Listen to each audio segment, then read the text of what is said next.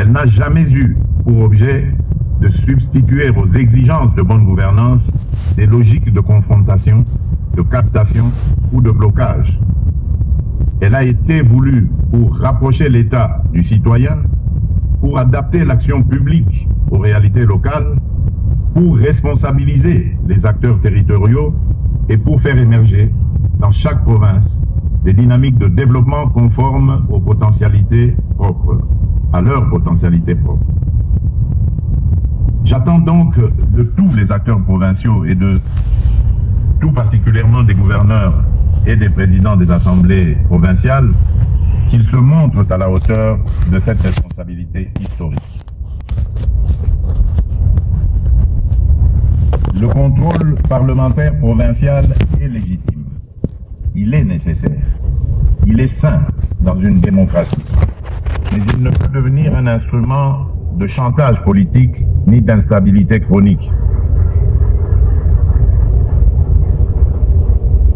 Il ne peut être détourné de sa finalité pour servir des intérêts particuliers, des agendas personnels ou des équilibres précaires sans rapport avec l'intérêt général.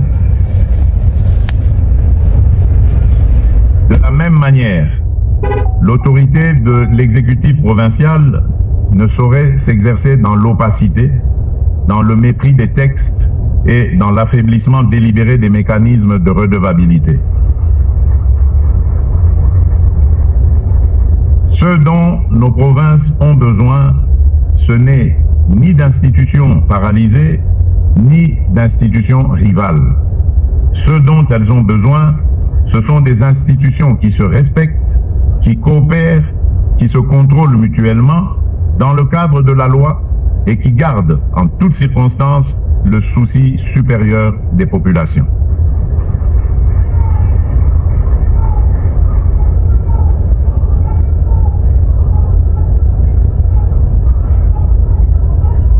Madame et Messieurs les gouverneurs, vous êtes au premier rang de cette exigence. Dans vos provinces respectives, vous êtes les pivots de l'action publique territoriale, les relais essentiels de la vision nationale et les garants de sa traduction concrète sur le terrain. Vous n'êtes pas seulement comptable d'une administration, vous êtes responsable d'une méthode, d'un climat de travail, d'une discipline de gouvernement et d'une capacité collective à produire des résultats. À l'échelle provinciale, vous êtes les facilitateurs entre le pouvoir central, les entités territoriales décentralisées, les communautés locales et les investisseurs. À ce titre, votre responsabilité est décisive. Être gouverneur, ce n'est pas seulement administrer le quotidien, c'est imprimer une direction, maintenir la cohésion, prévenir les crises, arbitrer avec discernement et protéger les intérêts de la province sans jamais les dissocier de ceux de la nation. C'est en définitive faire vivre la République jusque dans ses territoires les plus éloignés. C'est un sacerdoce.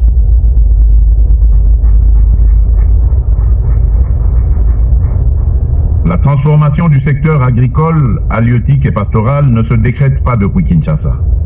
Elle se construit dans les provinces, dans les territoires, dans les chefferies, dans les secteurs et dans les villages, au contact direct des producteurs, des pêcheurs, des éleveurs, des coopératives, des PME rurales et des marchés de proximité. C'est pourquoi l'ambition agricole que nous portons aujourd'hui ne pourra se réaliser pleinement qu'à travers des exécutifs provinciaux stables, structurés et crédibles, capables d'inscrire leur action dans la durée et de la déployer avec constance en cohérence avec la vision que je porte pour la nation. Car le temps du développement n'est plus celui de l'agitation institutionnelle. Il exige de la continuité, de la lisibilité et de la constance. Je vous invite donc à faire de vos provinces non pas des espaces de conflit, mais des espaces de résultats. Non pas des théâtres de rivalité improductive, mais des laboratoires de solutions. Non pas des centres de consommation administrative, mais de véritables pôles de production, d'investissement et de transformation. Mesdames et messieurs, le développement rural ne serait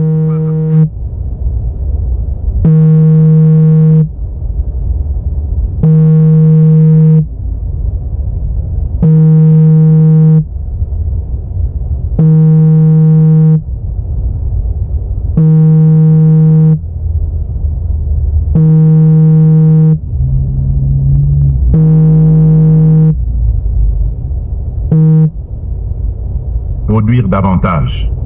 Il suppose d'abord de mieux gouverner les territoires de production. Gouverner ici signifie sécuriser le foncier, désenclaver les bassins agricoles, lutter contre les tracasseries, prélèvements illégaux, garantir un minimum de sécurité dans les zones de culture, de pêche et d'élevage et créer un climat de confiance pour les producteurs, les commerçants, les coopératives, les sujets. La province est un échelon décisif. C'est à ce niveau que se mesure très concrètement la crédibilité de l'action publique. C'est là que le site réellement ou s'il s'efface.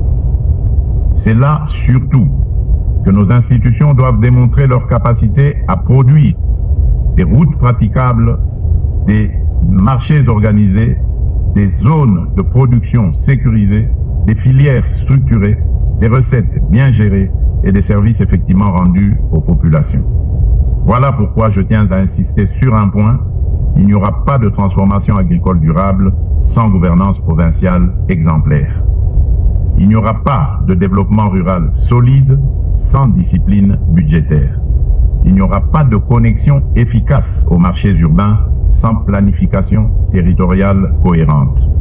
Il n'y aura pas d'investissement soutenable sans sécurité juridique et institutionnelle, et il n'y aura pas de progrès réel tant que les ressources publiques continueront d'être dispersées, mal priorisées ou détournées de leur finalité première, qui est de servir le producteur et au-delà le citoyen.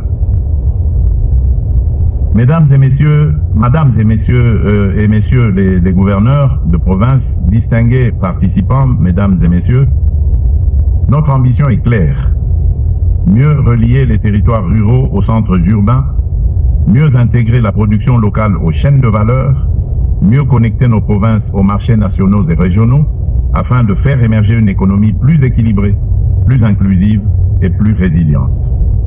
Une telle ambition appelle des investissements soutenus dans les routes de desserte agricole, les capacités de stockage et de conservation.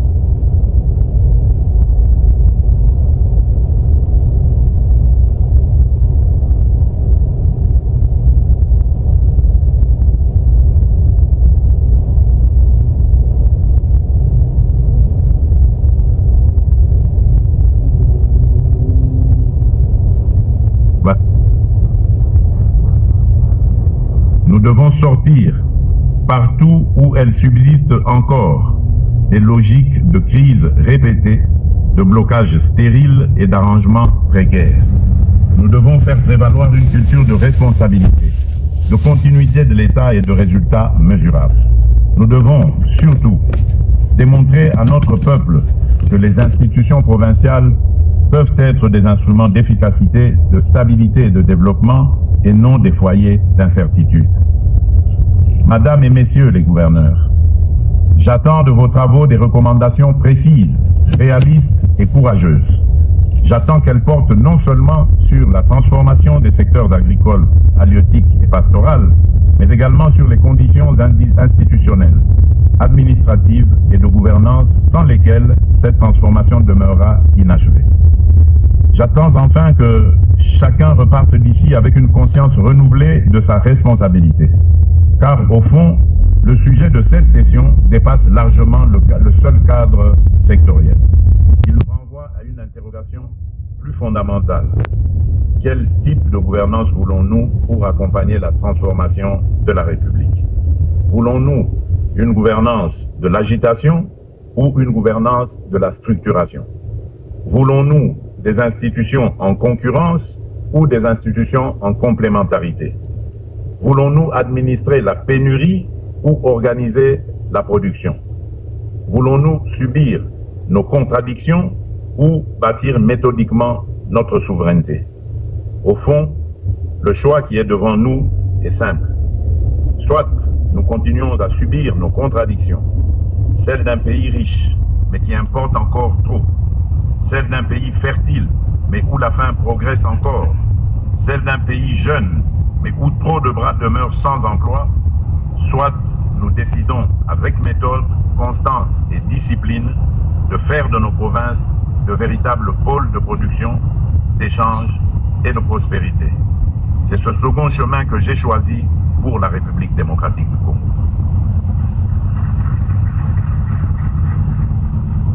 En effet, j'ai fait le choix de la stabilité, de la responsabilité et de l'action. Je veux des provinces qui produisent. Je veux des provinces qui inspirent confiance. Je veux des provinces qui coopèrent avec le pouvoir central dans un esprit républicain. Je veux des provinces qui deviennent, pour leur jeunesse, des espaces d'opportunité et d'avenir, et non des espaces d'impasse. Parce qu'en définitive, transformer l'agriculture, la pêche et l'élevage, ce n'est pas seulement développer des filières, c'est stabiliser les territoires, c'est renforcer l'unité nationale, c'est donner du concret à la décentralisation, c'est restaurer l'autorité utile de l'État, c'est créer de la richesse là où vivent nos populations, c'est taire, c'est faire reculer plutôt la dépendance, la pauvreté et la frustration. Enfin, c'est donner à la République démocratique du Congo les moyens de sa souveraineté. C'est sur cette conviction que je déclare ouverte la 13e session de la conférence des gouverneurs de province. Que Dieu bénisse la République démocratique du Congo et son peuple. Je vous remercie.